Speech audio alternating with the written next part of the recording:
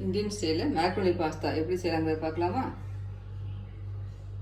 நான் இப்போ பாஸ்தா செய்கிறதுக்கு தண்ணி நல்லா கொதிக்க வச்சுருக்கேன். தண்ணி இந்த அளவுக்கு நல்லா கொதிக்கட்டும். கொஞ்சோண்டு உப்பு போட்டுக்கலாம். கொஞ்சமாக எண்ணெய் ஊற்றிக்கோங்க.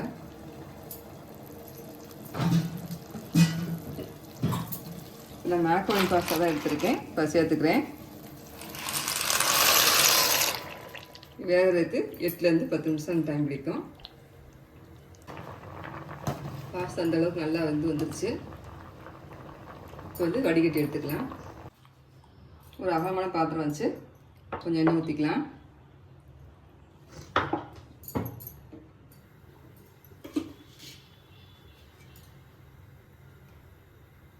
எண்ணெய் காஞ்சிச்சு. கட் பண்ண இஞ்சியை போட்டுக்கிறேன். பொடியாக கட் பண்ண பூண்டையும் சேர்த்துக்கலாம்.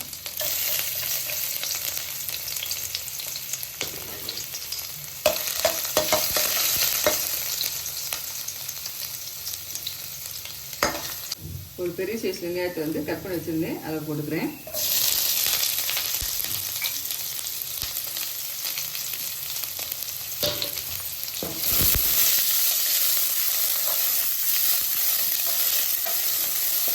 வெங்காயம் இந்த அளவு அதெல்லாம் போதும். உங்களோட குடை மிளகா இருந்தால் 1 சேர்த்துக்கோங்க.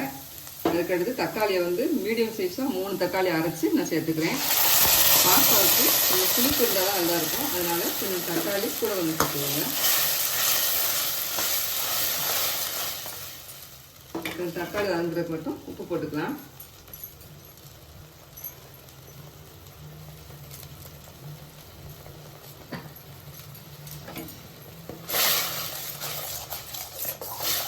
இப்போ மிளகாத்தூள் சேர்த்துக்கிறேன். உங்கள்கிட்ட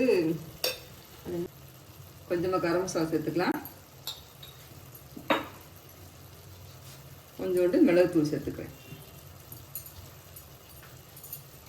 எல்லாத்தையும் ஒன்றா மிக்ஸ் பண்ணி விட்டுட்டேன்.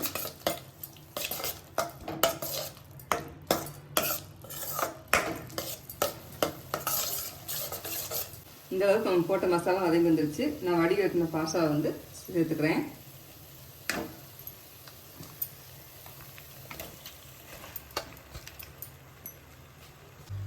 இந்த அளவுக்கு நல்லா மிக்ஸ் பண்ணியாச்சு. கொஞ்சமாக மல்லி இலை தூவிக்கலாம்.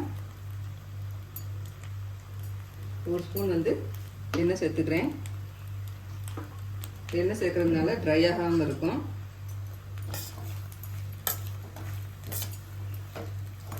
அவ்வளோதான், பாஸ்தா ரெடி ஆயிடுச்சு.